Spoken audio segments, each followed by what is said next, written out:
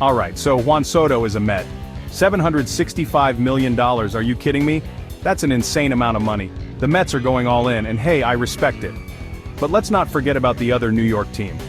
What if the Yankees, instead of chasing one big name, decided to spread the wealth? What if they said, you know what, we can build a more complete, more dangerous team for less money. In this video, we're diving deep into the Yankees' potential $645 million strategy that could create a dynasty in the Bronx. Buckle up because this is going to be good. Let's start at first base. The Yankees have had their issues at first, right? So, you go out and get yourself a guy like Christian Walker. This dude is a stud, consistent power, plays good defense, and he's just entering his prime. $100 million over 4 years? That's a steal for a guy who can consistently give you 30 bombs and 100 RBIs. Walker immediately solidifies the Yankees' infield and gives them a legitimate power threat in the middle of that lineup. You're telling me that's not a good signing? Come on, that's a no-brainer. Now, let's talk about third base. Josh Donaldson? I don't think so. You want to win a championship? You go get a guy like Alex Bregman. This dude is a bona fide superstar.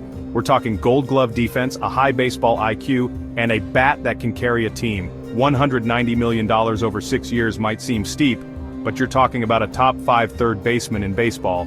He instantly becomes the leader of that infield, and his presence in the lineup makes everyone around him better.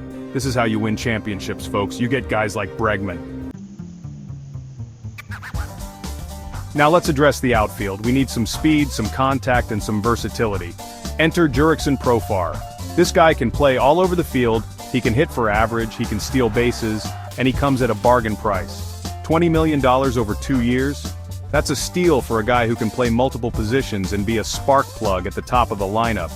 Profar brings a different dimension to this Yankees team, and his versatility allows the manager to be creative with his lineups. Plus, you can never have too much depth in this league, right? Alright, let's talk about right field. We need a guy who can flat out rake, and Anthony Santander is that guy. This dude has got a cannon for an arm and can hit the ball a country mile. $125 million over 5 years might seem like a lot, but for a young, power-hitting outfielder with room to grow, that's a smart investment. Santander adds even more pop to this lineup, and he's only going to get better with time. The Yankees need that kind of offensive firepower if they want to compete for a World Series. Let's move on to the pitching staff. You want to talk about an ace? Corbin Burnes, ladies and gentlemen. This guy is a strikeout machine with nasty stuff. $150 million over 5 years might seem like a lot for a pitcher, but for a guy who can anchor your rotation and give you a chance to win every time he steps on the mound, that's priceless. Burnes instantly elevates the Yankees pitching staff to another level, and he gives them a true number one to lead the way in the playoffs. But we're not done yet. Let's add another weapon to that rotation, Max Fried. This guy is a lefty with great command and a knack for getting big outs.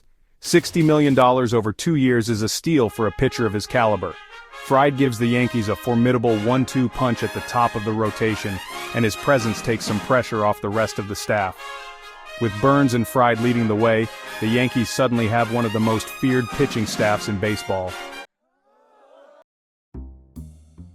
Alright, now let's take a step back and look at this lineup. We've got Profar leading off, setting the table with his speed and contact skills. Imagine this guy getting on base, stealing second, and putting pressure on the defense. That's a nightmare for opposing pitchers, and it sets the tone for the rest of the lineup. With Profar's speed and ability to get on base, the Yankees will be a run-scoring machine. This is how you build a dynamic offense. And then you've got Bregman batting third. This guy is the engine that makes this offense go. He can hit for average, he can hit for power, and he's got a knack for coming up clutch in big moments. Bregman is the type of hitter you want at the plate with runners on base, and his presence in the lineup makes everyone around him better. With Bregman driving in runs, the Yankees will be a force to be reckoned with. And let's not forget about the captain, Aaron Judge.